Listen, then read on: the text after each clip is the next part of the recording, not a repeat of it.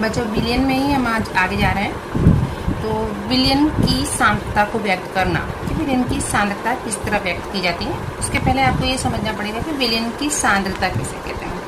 ये 11th में आ चुका है। विलियन की सांद्रता अर्थात क्या, तो इकाई आयतन के विलियन, इकाई आयतन के विलयन में अथवा इकाई द्रव्यमान के विलायक में मिलाए गए विलेय की मात्रा को विलयन की सांद्रता कहते हैं।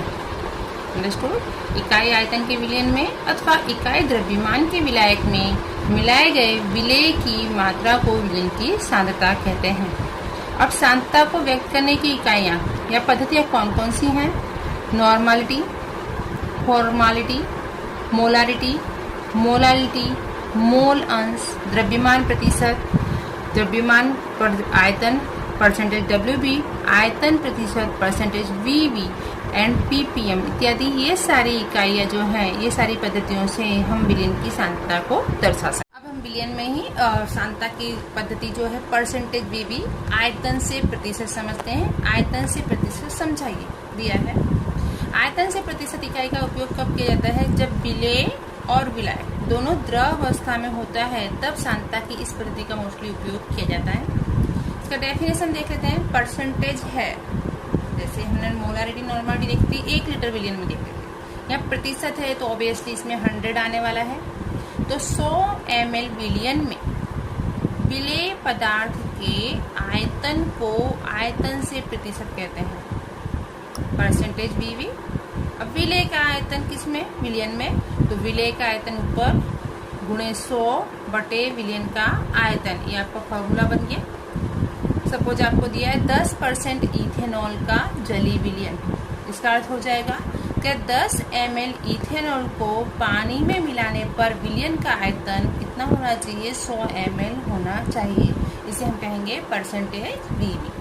नेक्स्ट है परसेंटेज WB, द्रव्यमान से प्रतिशत। तो 100 ml विलियन में घुले विलेय पदार्थ के द्रव्यमान को द्रव्यमान आयतन प्रतिशत कहते हैं। 100 तो सब जगह आना ही है, जहाँ परसेंटेज है वहाँ 100 आना ही है। तो 100 ml विलियन में घुले विलेय पदार्थ के द्रव्यमान को द्रव्यमान आयतन प्रतिशत कहते हैं। आप देख सकते हैं डेफिनेशन पर इसे हम फॉर्मूला बना लेंगे। परसेंटेज इसलिए 100, W है डेट मीन द्रव्यमान, विलेय का द्रव्यमान, V ऑब्लिक में है नीचे, तो क्या आ जाएगा? विलियन का आयतन। तो फॉर्मूला अपना इजली बन गया। विलियन का आयतन मिलीग्राम मिलीलीटर में और विलेय का द्रव्यमान ग्राम में। इसका उपयोग, इस इकाई का उपयोग होता है मोस्टली औषधियों और फार्मेसी के उपयोग में इसका ज़्यादातर इस पद्धति का हम उपयोग करते हैं। नेक्स्ट है द्रव्यमान प्रतिशत, परसेंटेज WW। इसमें विलेय और विलायक देख सकते हैं, WW दिया है, यानी वजन हम लेंगे। पानी को आप वजन के रूप में ले सकते हैं, क्योंकि पानी का घनत्व 1 है। तो 1 लीटर पानी यानी 1000 ग्राम, इस चीज़ को ध्यान रखना। तो विलियन अगर आप बना भी रहे हो, ठोस तो है ही, लेकिन पानी का इसकी जगह यूज कर सकते हैं। तो इसमें है 100 ग्राम विलियन में विलेय पदार्थ के द्रव्यमान को द्रव्यमान प्रतिशत कहते हैं। सेम बेटा, बिल्कुल इजी चीज़ें हैं ये। परसेंटेज WW, विलेय का द्रव्यमान गुणे 100 बटे विलियन का कुल द्रव्यमान। अब इसका एग्जाम्पल देख लेते हैं। सपोज दिया 10% ग्लूकोज का विलियन, तो 10% ग्लूकोज का विलियन अर्थात 10 ग्राम ग्लूकोज, और क्या हो जाएगा? 10 ग्राम ग्लूकोज है प्लस 90 ग्राम पानी, और ये बनेगा 10% ग्लूकोज का विलियन।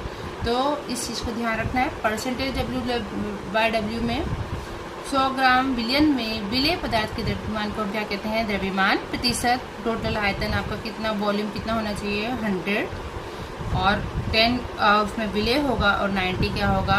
विलायक। अंडरस्टूड? नेक्स्ट है पार्ट्स पर मिलियन, PPM, जिसे शॉर्ट में कहते हैं PPM। जब विलेय की मात्रा अत्यंत सूक्ष्म हो तो सांद्रता को पार्ट्स पर मिलियन अर्थात PPM में दर्शाते हैं। PPM का फॉर्मूला होता है अवयवों के भागों की संख्या, जैसा कि मैंने लिखा है बोर्ड पर, अवयवों के भागों की संख्या अपॉन विलियन में उपस्थित सभी अवयवों के कुल भागों की संख्या गुणे 10⁶। प्रतिशत की भांति पीपीएम की सांद्रता को भी द्रव्यमान, द्रव्यमान आयतन, आयतन एवं द्रव्यमान आयतन से प्रदर्शित किया जा सकता है। 1 लीटर समुद्री जल में 6 × 10⁻³ ग्राम ऑक्सीजन घुली होती है। इतनी कम सांद्रता को 5.8 ग्राम प्रति 10⁶ ग्राम समुद्री जल से भी व्यक्त किया जा सकता है, जिसे हम कहेंगे 5.8 ppm।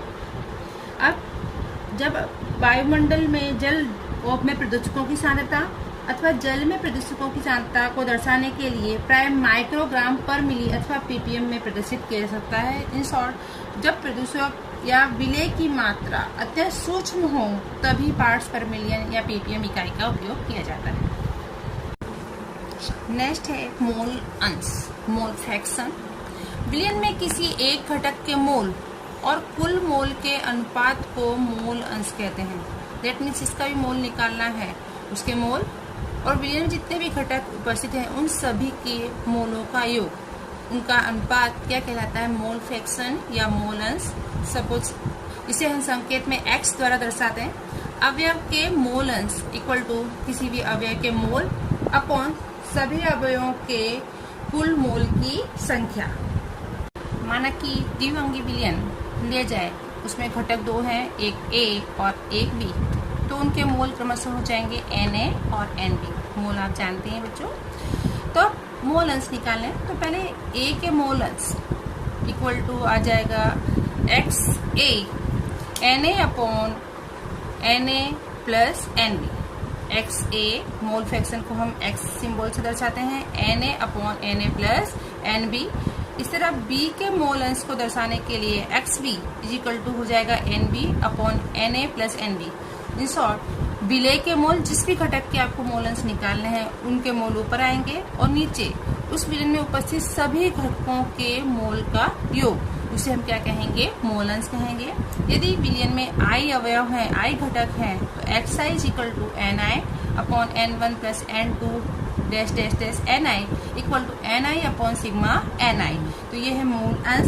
अब एक चीज खास याद रखनी है, विलेय और विलाय या जितने भी घटकों के हैं विलयन में उन सभी के मोल अंश का योग 1 होना चाहिए। अगर विलयन में किसी भी एक घटक का मोल अंश दिया हुआ है और दूसरे का मोल अंश आपको निकालना है तो 1 में से माइनस कर दो तो आपको दूसरे का मोल अंश मिल जाएगा। ये तो इतने सारे सांद्रता की जो पद्धतियां हैं ये आप सबको अच्छे से तैयार कर लेनी है।